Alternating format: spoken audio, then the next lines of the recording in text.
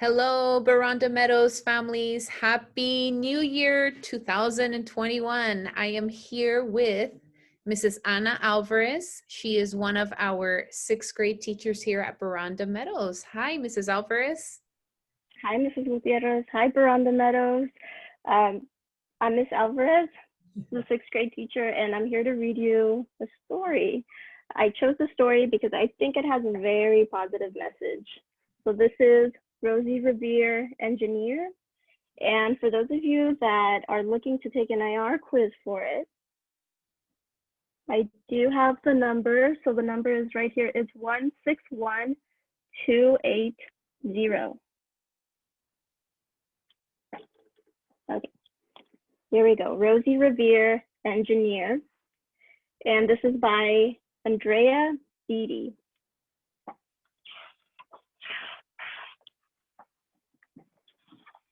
This is the story of Rosie Revere, who dreamed of becoming a great engineer. In Lila Greer's classroom at Blue River Creek, young Rosie sat shyly, not daring to speak.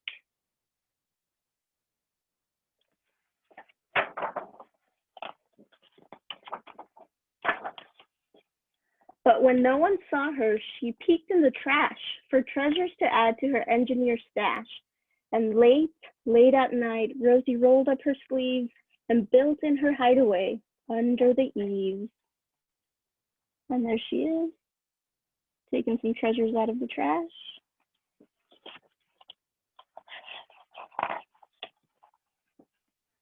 Alone in her attic, the moon high above, dear Rosie made gadgets and gizmos she loved. And when she grew sleepy, she hid her machines far under the bed where they'd never be seen.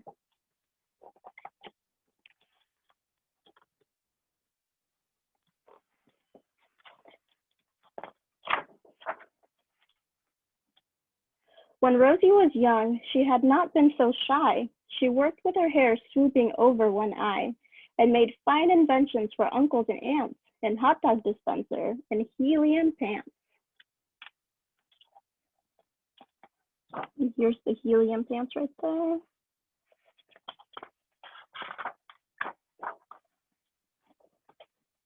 The uncle she loved most was zookeeper Fred.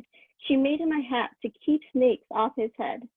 From parts of a fan and some cheddar cheese spray, which everyone knows keeps the pythons away. And if you didn't know, now you know.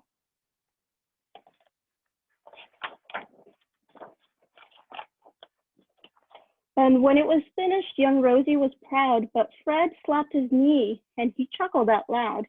He laughed till he wheezed and his eyes filled with tears, all to the horror of Rosie Revere, who stood there embarrassed, perplexed and dismayed. She looked at the cheese hat and then looked away. I love it, Fred hooted out. Oh, I truly do. But Rosie Revere knew that could not be true. She stuck the cheese hat on the back of her shelf, and after that day, kept her dreams to herself.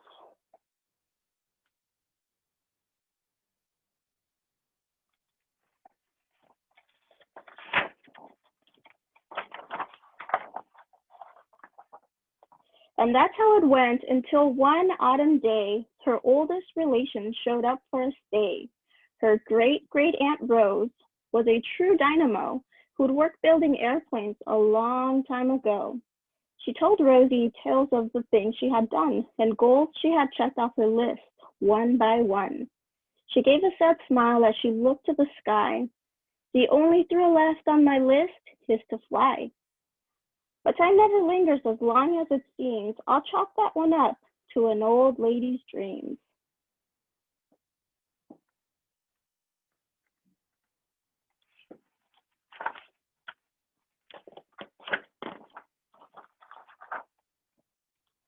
That night, as Rosie lay wide-eyed in bed, a daring idea crept in her head. Could she build a gizmo to help her aunt fly? She looked at the cheese hat and said, no, not I. But questions are tricky and some hold on tight, and this one kept Rosie awake through the night. So when dawn approached and red streaks lit the sky, young Rosie knew just how to make her aunt fly.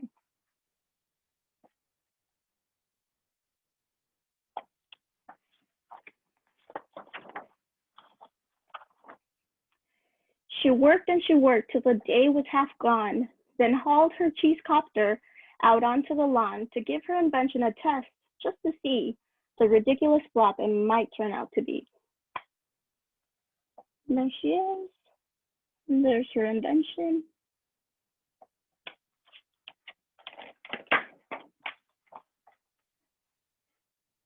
Strapped into the cockpit, she flipped on the switch. The helium cheese copter sputtered and twitched.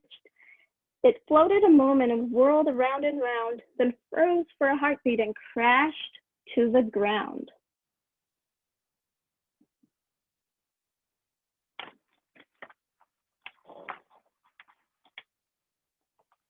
Then Rosie heard laughter and turned round to see the old woman laughing and slapping her knee. She laughed till she wheezed and her eyes filled with tears, all to the horror of Rosie Revere, who thought, oh no, never, not ever again will I try to build something to sputter or spin, or build with a lever, a switch, or a gear, and never will I be a great engineer.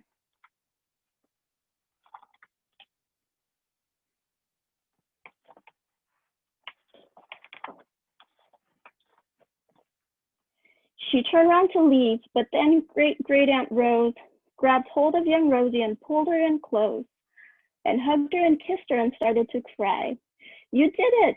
Hooray! It's the perfect first try. This great flop is over. It's time for the next. Young Rosie was baffled, embarrassed, perplexed. I failed, said dear Rosie. It's just made of trash. Didn't you see the cheese copter crashed? Yes, said her great aunt. It crashed, that is true. But first, it did just what it needed to do. Before it crashed, Rosie, before that, it flew.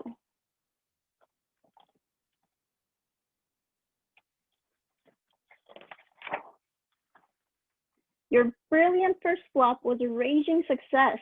Come on, let's get busy and on to the next. She handed a notebook to Rosie Revere, who smiled at her aunt as it all became clear. Life might have its failures, but it was not it. The only true failure can come if you quit.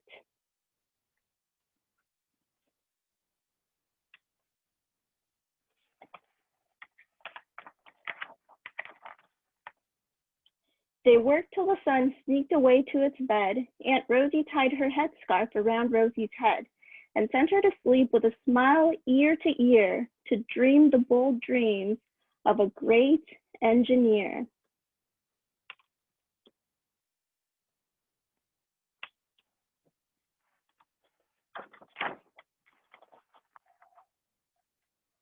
At Blue River Creek, all the kids in grade 2 built gizmos and gadgets and doohickeys too. With each perfect failure, they all stand and cheer, but none quite as proudly as Rosie Revere. And there's her classroom, and there she is in the corner.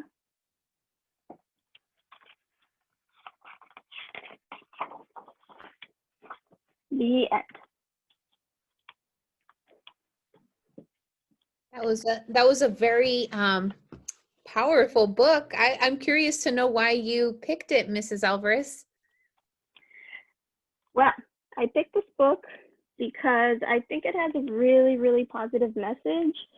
A positive message for everybody, but specifically, I chose this for my daughter, and I think that she has a lot of great ideas, and sometimes because she makes a mistake, she thinks that that's it, that's the end. But this book has that message that it's okay to make mistakes because you learn from your mistakes. And once you learn from your mistakes, you can try again. That's a powerful message, I think, for your daughter, for all of our students at Boronda Meadows, and I would say for anyone in general, right? That's part of life, us having to learn from our mistakes or repeating the mistake. And then, I always think of the way you post it. It reminds me of the acronym FAIL, first attempt in learning. And that's how we have to look at it, especially when we're learning something. We have to almost be quick to fail so that we could catch our mistake and learn from it. That's true. Yeah. Well, Miss Alvarez, I really appreciate you reading this book and thank you for dedicating it to your daughter. I wish you a lovely 3-day weekend. Thank you. Happy 3-day weekend to you Thank and you. to everybody. Yes. Goodbye, Hawks. Go Hawks.